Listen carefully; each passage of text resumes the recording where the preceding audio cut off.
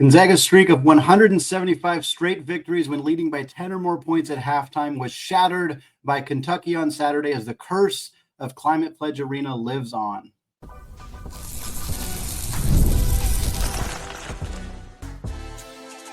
You are Locked On Zags, your daily podcast on the Gonzaga Bulldogs. Part of the Locked On Podcast Network, your team every day. What is going on, y'all? Happy Monday and welcome into the Locked On Zags podcast, part of the Locked On Podcast Network, your team every day.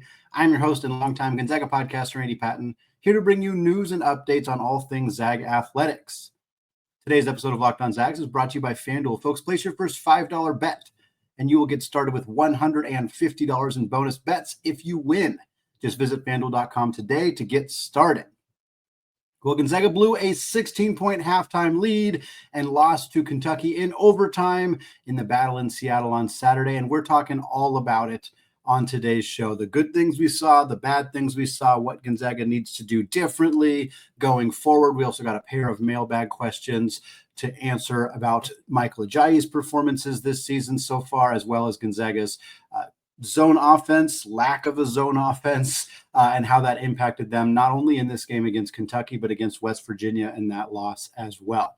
But we start, of course, with the result on Saturday evening, what looked like Gonzaga once again moving towards a quality victory over Kentucky. Would have been their third straight in this six-season series that was started, of course, between Mark Few and John Calipari prior to the 22-23 season. Gonzaga was up 50-34 at halftime. Felt like, again, cruising towards another victory. Instead, Gonzaga stumbled out of the gate in the second half. Ended up only scoring 29 points in the second half after scoring 50 in the first half. Kentucky never led this game. They led this game very early on and then didn't lead for basically all of regulation. Tied the game with about a minute left. Then scored the first 7 points of overtime. And while Gonzaga fought valiantly to get back in the game, including a pretty epic step-back three-pointer from Nolan Hickman, wasn't enough for them to secure the victory here. We're going to start with the positives. We're going to start with the things we saw that we liked in this game, then talk about the things we didn't like in this game, and then we'll talk about the 5 keys we laid out in Thursday's episode last week coming into this game and how those things played out in this one. The first positive, Graham Ike was phenomenal. He was phenomenal in this game. He was better in the first half than he was in the second half, but he was a huge problem for Kentucky in this game. We talked about it as one of the major keys in this game as the biggest X factor. Kentucky struggles with physicality. They struggles with players like Graham Ike when they lost to Clemson and Ian Shefflin. That was a big part of it. And so we knew that Gonzaga, in order to win this game, would need to establish Graham Ike down low, get him some early touches, and hope that he had a efficient night. That happened. That was a big part of the reason Gonzaga was up 16 at halftime. Graham Ike finished this game with 28 points. It's a season high for him. He had 11 rebounds, 4 assists. He was 8 of 14 on 2-pointers. He was 1 of 2 from the three-point line. He was 9 of 14 from the free throw line. Most of those misses came in the second half. A couple of them at pretty key, inopportune times for Gonzaga, unfortunately. It is kind of a bit of a stain on what was a truly phenomenal game for Graham Ike. He did have 4 fouls, but he wasn't in foul trouble. He didn't put himself in a position where he needed to come out of the game because of foul. That is rare. In fact, off the top of my head, I'm not sure there's been a game this year where Graham Ike wasn't forced to sit in some capacity, either in the first or the second half, because of foul issues. That really never came up in this game. He deserves a ton of credit for putting together the exact type of performance he needed to have for Gonzaga to win this basketball game. His teammates did not back him up in the way that they needed to, and that is unfortunate that this game won't be remembered for Graham Ike's strong performance, because it really was exactly what Gonzaga needed him to do to win this basketball game. Brian Nembhard, also fantastic. 13 points for him, 10 assists, 5 rebounds, and a steal. He was 5 of 7. On 2-pointers, he was 1 of 5 from 3. The three-point shooting was an issue for Gonzaga in this game, issue with a capital I. Nembhard did have 1 turnover. It was an uncharacteristic turnover. He just dribbled the ball off his foot, and it went out of bounds. I'm not sure I remember seeing that happen really to him ever, or at least not this season. It was in the first half. It didn't seem like a critical thing at the time. Obviously, when you lose a game in overtime, any possession is a critical one. But for him to have 10 assists and 1 turnover against a team like Kentucky, they're not a great defensive team by any stretch, but still have a lot of length and a lot of size in the backcourt. They were missing Lamont Butler, and Kirk Kriisa missed most of the second half, or about half the second half in overtime with an injury as well. So they were missing in Butler in particular, their best defensive point guard, but still to see Nembhard have yet another prolific performance as a passing point guard, 10 assists, 1 turnover. Again, the Zags are incredibly fortunate to have him running point this year. The Zags first half defense was phenomenal. That was they scored 50 points in the first half, which obviously means the offense was great, but they held a really good offensive Kentucky team to 34 points in the first half. Kentucky shot 33% from the field in the first half. They were 5 of 17, which is 29% from 3. They didn't shoot well from 3 in the second half either, but they took way less of them, and their 2-point percentage rocketed up. They were 53% from the field in the second half. They were 5 of 7 from the field in overtime. Gonzaga's defense started strong and got progressively weaker and weaker as the game went on. Some of that is a credit to Mark Pope and their offense for making some adjustments, some shifts. They started doing some different ball screen actions that were getting guys like Andrew Carr the basketball kind of in the mid post, which was an area that Gonzaga was struggling to defend. Ben Gregg worked his butt off, but Andrew Carr had a really good game and was getting the basketball in positions to succeed. We saw a lot of Kentucky's success in the second half was mid-range jumpers, a lot of fadeaway jumpers, Jackson Robinson and Andrew Carr both hitting a couple of those. That's the kind of shot you want to give up. If the other team's making fadeaway jumpers, like, your defense has probably won for the most part. So I still think, even despite they gave up too many easy shots in the second half. Their defense was not perfect, but a lot of the shots that Kentucky did make, especially in overtime and towards the end of the game, were decently contested. They just started making shots. It was Gonzaga's offense, or lack of offense, in the second half that really was the critical issue for this team in this game. So let's talk about those things. The Zags shot 6 of 27 from 3. And frankly, that 22%, 6 of 27, that's arguably better than how it felt that they shot, because they made 3 threes in overtime. They made 3 threes in the first 2 halves of this basketball game, and then made 3 of them basically in the final 90 seconds of overtime.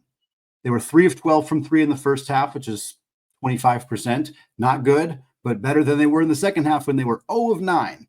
Did not make a single 3-pointer in the second half of this game. Got some good looks, just continued to miss. There was multiple possessions where they had multiple 3-point attempts after getting offensive rebounds, wide open looks. Just something about that rim was just not friendly to Gonzaga in the second half of this game. Nolan Hickman finished 1 of 7 from 3. Nembhard and Battle each finished 1 of 5. Ben Gregg continues his struggles as a 3-point shooter. He was 0 of 3 in this game from beyond the arc as well. Other issues for Gonzaga: the free throw shooting in the second half was a problem. They were 9 of 10 from the free throw line in the first half of this game, but they were 7 of 12, which is about 58% in the second half. 5 missed free throws in a half is not awful. That's not a huge amount, but they came at such critically bad times. EK went 1 of 2 from the free throw line with under 90 seconds to go. Ben Gregg missed free throws at a key time late in the game. There was just so many opportunities that Gonzaga could have not given up this lead entirely in the second half, and many of them came down to just wide open misses, whether they were wide open missed threes or as open as you can possibly get free throws. They're free for a reason, and we saw Gonzaga not knock enough of those down in the second half, particularly late in the second half, and it really cost them in this one. I also was kind of confused by Gonzaga's seemingly unwillingness to continue to run. They got some transition opportunities in the first half of this game. Caleb Battle had a thunderous dunk on a play where Kentucky's defense, there was 3 guys back in transition. They kind of just all watched Caleb Battle drive all the way to the rim and dunk. It was a kind of bafflingly bad defensive play by Kentucky, but a great run out from Battle. Obviously, he's a hellraiser out in transition. And yet, in the entire second half, every time Gonzaga got a rebound, they turn and they quickly get the ball to Nembhard. That's what they've always done. The outlet passes off of rebounds to Nembhard are always fast. And Ryan very consistently slowed it down when he brought it up. There were obviously lots of opportunities or lots of times where they shouldn't have pushed it, and Ryan made the correct read. There's too many defenders back already. We're not going to try to push it. But there was times when I thought they could have at least attempted to push, and very clearly were choosing not to. Ryan's not solo making that decision. The fact that he wasn't ever even looking to push the pace makes me think that this was a decision by the coaching staff to not attempt to continue to push. I'm not sure why. It felt like they should have tried to take advantage of that when they could, especially with Kentucky being down 2 guards when Kriisa was out and after Lamont Butler missed the entire game. I thought they should have pushed a little bit more. I was a little disappointed to not see Gonzaga attempt to get more. They had 8 fast break points in this game. It felt like there was more opportunities there that they didn't take advantage of. I wanted to mention the officiating. I don't think the officiating was uneven. And I certainly don't think, I will almost never, ever, ever think that the officiating is the reason Gonzaga lost the game, because it never is the sole reason. And in this case, I don't really think that it had a dramatic impact on Gonzaga, not making shots in the second half or anything. But I do want to point out that in the first 15 minutes of this basketball game, there were 5 total fouls called. It was physical. It was just a grinded out type of basketball game. There was a lot of scoring, a lot of up and down, but there was physicality, and they were not calling fouls. I said this on the preview episode, and I said it on the crossover episode with Lance, that a physical basketball game, if the refs allow it to be physical, favors Gonzaga. And we saw that in the first half. 5 fouls called in the first 15 minutes. Gonzaga has a 16-point lead. In the second half, the first 15 minutes of the second half, the same period of time, the refs called 17 total fouls. Again, the officiating was not uneven in the sense that they didn't call way more on Kentucky or way more on Gonzaga. I didn't feel like the officiating was one-sided, but I despise when officials change the way they call a basketball game at halftime. It is infuriating to have 5. There's no way that Gonzaga and Kentucky played so differently in the first 15 minutes of the second half than they did in the first 15 minutes of the game, that it resulted in 12 more fouls in that same period of time. There's just no way that that's possible. So to me, that is so frustrating. I do believe that a more ticky-tack officiating game was going to benefit Kentucky. But again, that is not the reason that Kentucky came back in this basketball game. It is just something that I didn't think was done well in this basketball game, quite frankly. Other not so good things before we get into our 5 keys to this game. 2 of the bigs did not play well in this game.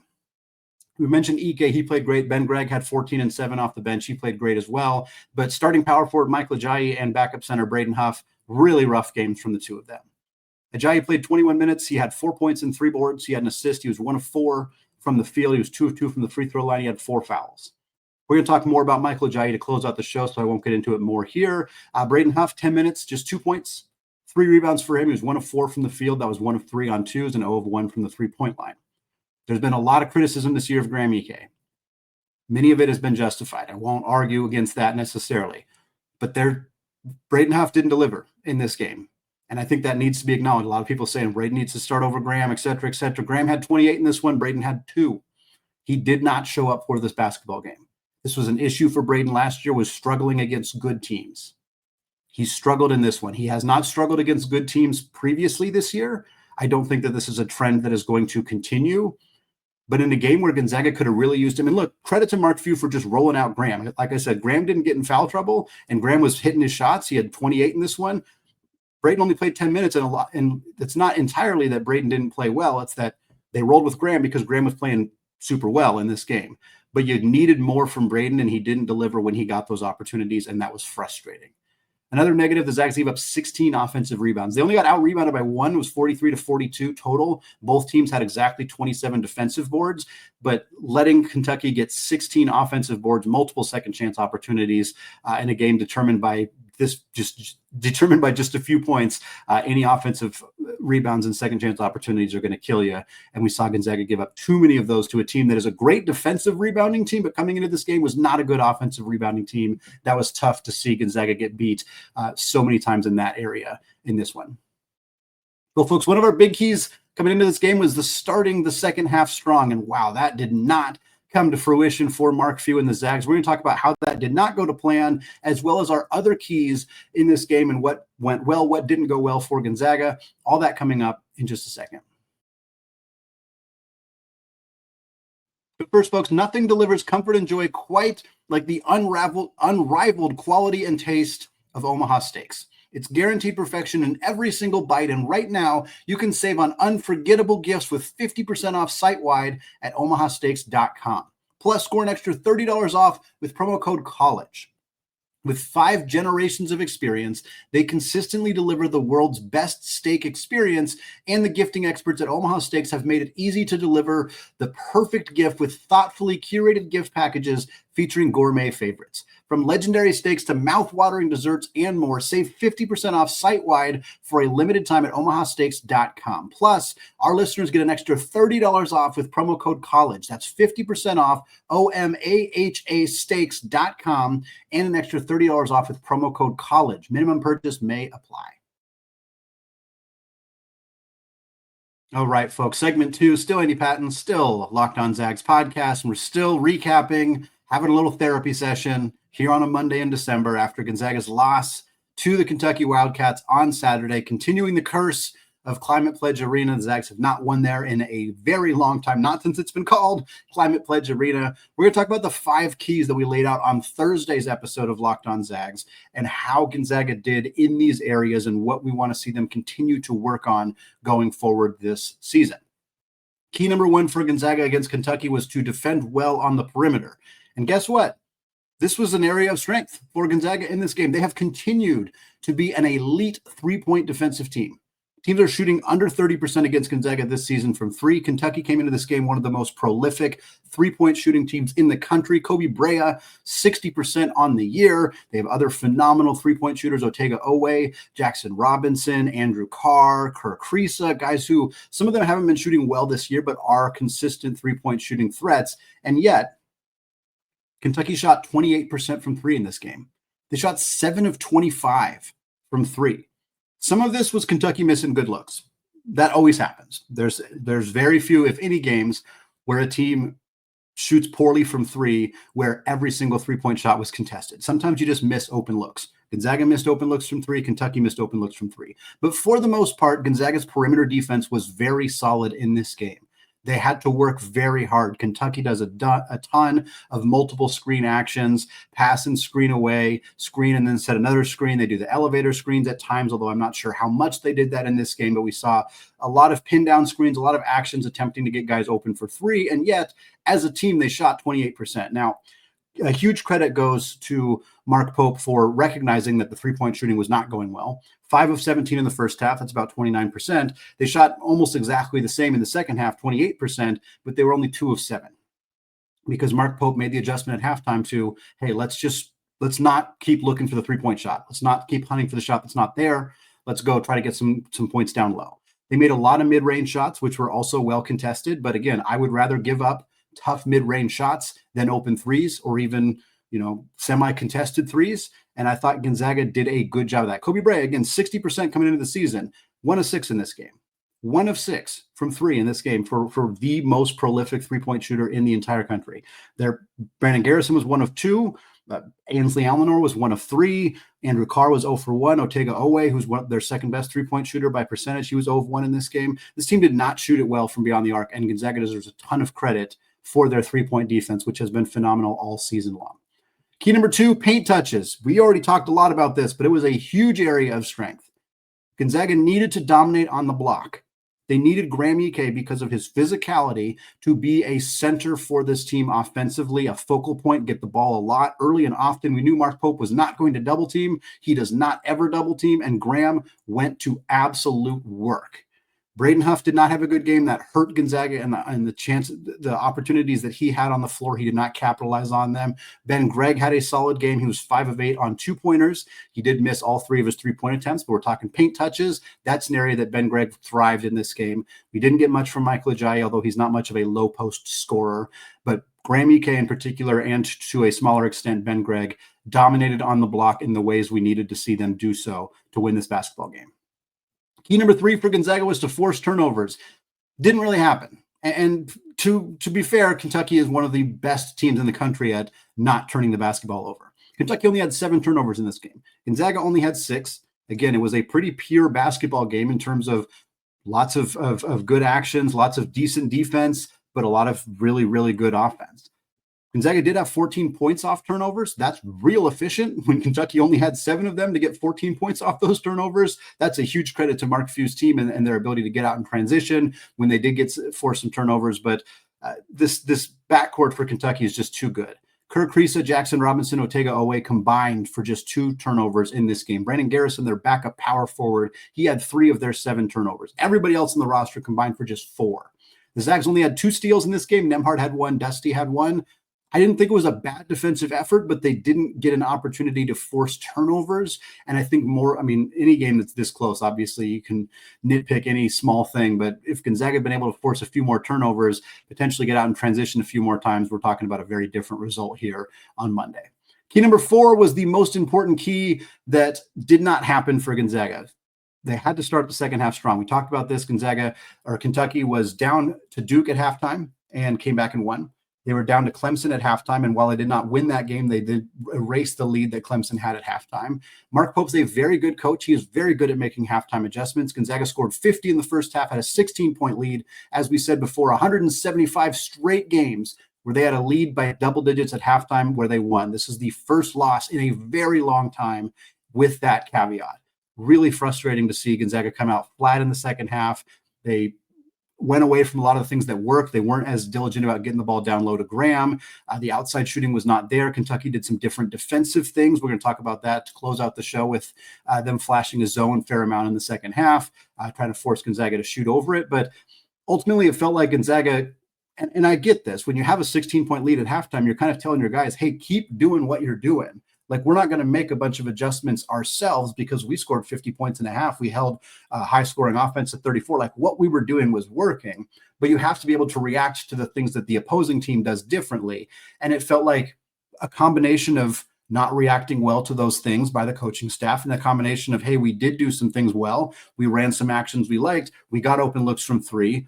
But when your best 3-point shooter goes 1 of 7, like, sometimes you just have off nights. And so it felt like it was a kind of a combination of those two things. But ultimately, it was very brutal to see Gonzaga come out so flat to start the second half and was the catalyst for them ultimately losing this basketball game.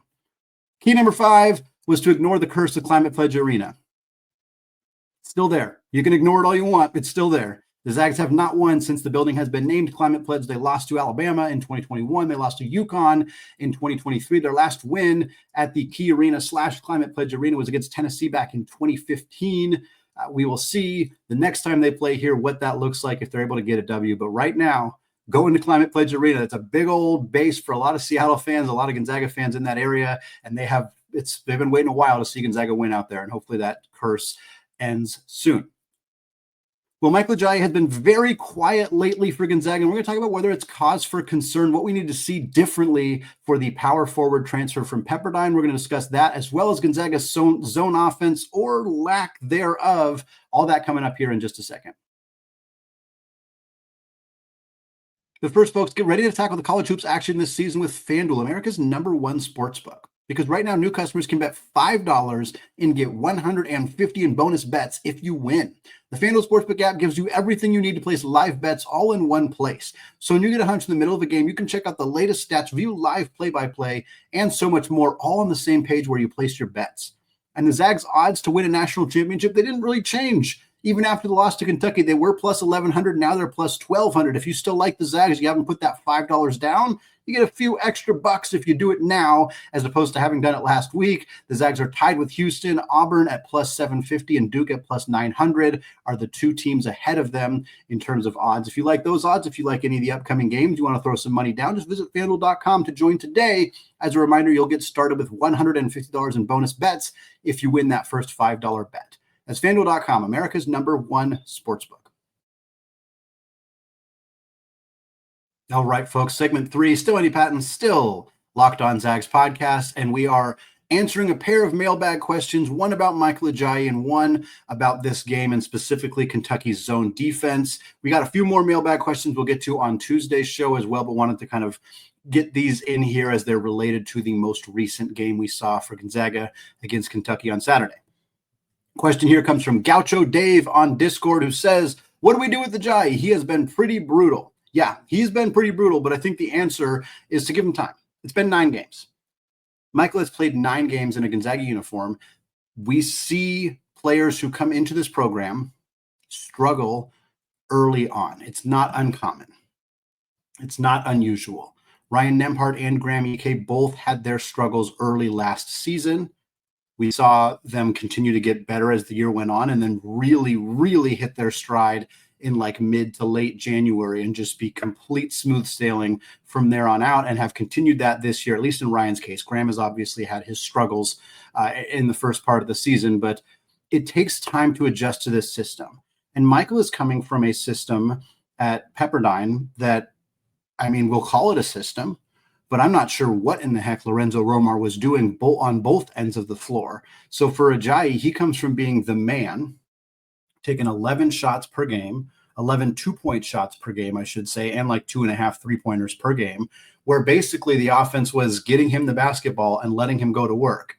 There wasn't a lot of movement. There wasn't a lot of ball screen action. There wasn't a lot of like reads and checks and things like that. And he goes from that system, or again, system in quotes, to Gonzaga, where he knows he's going to take a smaller role. He was happy with that. He knew that. He was welcoming of that, in part because that was the feedback he was given by NBA scouts while he was in the draft process was, hey, you're not going to be a focal point in the NBA. Like, we want to see you showcase role player skills, being, the third, fourth, fifth option offensively, knowing your role, making the right passes, kind of hitting shots when you're supposed to hit shots, when it's kind of the opportunity for you, but not just going out and demanding the ball and having this high usage rate kind of role. And that's a big adjustment. It's a big adjustment for anybody to go from being the star player who takes a bunch of shots to being a role player who's, getting way fewer opportunities per game to score. But you tack on top of that going from a limited system at Pepperdine to a far more complex system. I don't think Gonzaga's offense is like wildly confusing or anything like that. I also don't think Michael's like completely incapable of grasping it. I think he does have a grasp on it. I just think he's still adjusting to it. I think a lot of this is true of Caleb Battle as well. I think to an extent, Caleb Battle is what he is in the sense that he is a high octane microwave type scorer who will also have moments or halves or even games where he's just kind of disappears. I think that's a little bit of just who Caleb Battle is. But I think Michael Ajayi is somebody who can dramatically improve as the year goes on, because I think a lot of what we're seeing from him right now is just growing pains, adjusting to a dramatically different role in a dramatically different system on both sides of the ball. So in terms of what we want to see him, like what we do with him, nothing. I don't think Mark Few is going to make another starting lineup change anytime soon. That doesn't mean he won't at some point. Obviously, if Michael continues to struggle, continues to have games where he's pretty kind of just absent, where he gets in foul trouble, or he doesn't take very many shots, or he doesn't make very many shots, and he's just not impacting the game. If that continues to happen for another month, then I think we see a starting lineup change, which would be somewhat ironically a month from now, in January 8th, 9th, 10th, whatever. That's basically exactly when Ben Gregg entered the starting lineup last year in a permanent basis in place of Dusty Stromer. So it'll be interesting to see if that happens again. But I think what's more likely to happen is that Ajayi is going to start to get more comfortable. When you watch him, just watching the games, you can see he's telegraphing passes. Our boy's not much of a passer. He wasn't much of a passer last year at Pepperdine. I don't think he's an unwilling passer. He's not a ball hog. He's just not a very good passer. There's a pretty distinct difference between ball hog and bad passer. And I think Ajayi falls into the bad passer category. I think that improves. I think getting more comfortable in the offense, that gets better.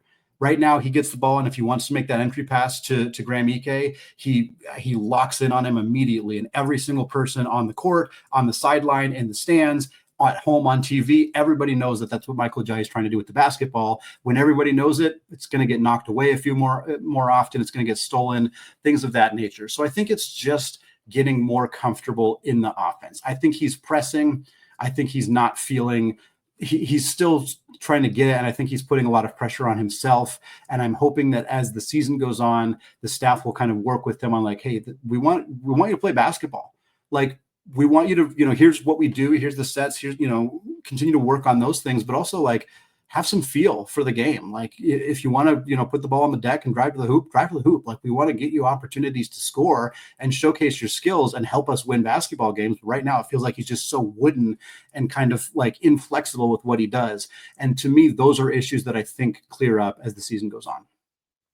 Final question here of the show comes from Jeff via Gmail. Jeff says, Kentucky and West Virginia both deployed a zone defense and occasionally switched to a man defense and back to the zone. Both proved effective in throwing Gonzaga's offense off its rhythm and helped them overcome double-digit deficits in the second half. Could it be that the slowdown zone-style defense is the biggest issue Gonzaga needs to overcome in order to make the Final Four and or win the national title? Yeah, I don't think zone offense is the biggest thing, the biggest hurdle for Gonzaga. Mostly because I don't think a ton of teams are going to throw zones at Gonzaga. I think 2 teams utilized it, found that it was effective against Gonzaga. I also think it was a personnel thing. Both these teams have really long guards, so they had the ability to play a zone defense. We saw a lot of the zone from Kentucky came after Kriisa was out of the game. So they had no Kriisa, they had no Lamont Butler. So they're playing Jackson Robinson and or Otega Owe at the 1. Both those guys are 6'5" or taller. So I think it was less to do with the zone specifically and more to do with them having that length to really run that zone defense, because West Virginia had Tucker DeVries and Javon Small, who are both 6'5" plus guards as well. So I don't see zone offense being the inhibiting factor to Gonzaga winning a national championship. I think that there are things related to it. I think Gonzaga's lack of size in the backcourt is a problem, and it was exposed in part because of this zone defense. I think Gonzaga's lack of consistent three-point shooting is a problem, which again is related to the zone defense. Mark Pope threw out a zone defense because playing isolation one-on-one man-to-man defense was not working because Graham Ike was just going to work. So they said, let's try a zone and let's make Gonzaga beat us with a three-point shot. And as we said, Gonzaga did not make a three-pointer in the second half of this basketball game. That's a tremendous problem for Gonzaga. So again, Gonzaga's zone offense needs to improve. It is not good right now. There's not much of a semblance of a consistent zone offense at this moment. I do not think that it is a singularly negative thing that will impact them that dramatically going forward, but I think it exposes some of the other issues, namely lack of size, lack of consistent three-point shooting, which are problems for Gonzaga going forward. And if Gonzaga continues to struggle against the zone, if other teams try it and it starts to work, more teams are going to continue to do it. Teams watch film. They're going to watch the film of this game. They're going to watch the film of the West Virginia game. They're going to see what has worked against Gonzaga. And if they're comfortable playing a zone defense, we might see some teams try it. And if that starts happening, regardless, whether that starts happening or not, Gonzaga does need to work on their zone offense. Just because it's not the biggest problem doesn't mean it's not something that is an issue. I'd like to see them utilize the high post more. We saw it a few times. There was a play where Graham Ike got the ball in kind of the mid post, turned immediately, threw it to Ben Gregg, who was cutting on the baseline. That's the type of zone offense you should run. Anytime you have a zone offense, you put your point guard at the top, you put your 2 wings out on the perimeter, put one of your bigs at the free throw line, one of your bigs running the baseline. You get the ball to the big in the middle, which in this case was Graham Ike. It pulls that defender up towards him. Then the cutter on the baseline should be open. If that defender doesn't come up towards you, you shoot that little mid-range jumper and you knock it down. That's what a good zone offense looks like. We saw Gonzaga utilize it at times in that game, but not enough, not consistently. So do I think zone offense is a problem? Absolutely. I just think it mirrors some of the other actual, in my mind, bigger problems that Gonzaga has if they want to continue to contend for a national championship this season. It's going to wrap it up for me today here on the Locked On Zags podcast, folks. Thank you so much for continuing to make the show your first listen or your first watch of the day, especially coming off a rough loss like that one to Kentucky. We're going to continue to talk about this game. We're going to talk about the AP poll on Tuesday, answer some more mailbag questions. We've got some more fun shows this week. And then, of course, getting you ready for the Zags taking on UConn at the Madison Square Garden on Saturday. Should be an incredibly fun game. Gonzaga struggled against UConn the last couple of years. They lost at Climate Pledge Arena to them, but this is a great time to pick up a big-time W against the defending back-to-back national champions and start righting the ship as we get closer and closer to conference play. Thanks again for listening, folks. Enjoy the rest of your day, and until next time, as always, go Zags.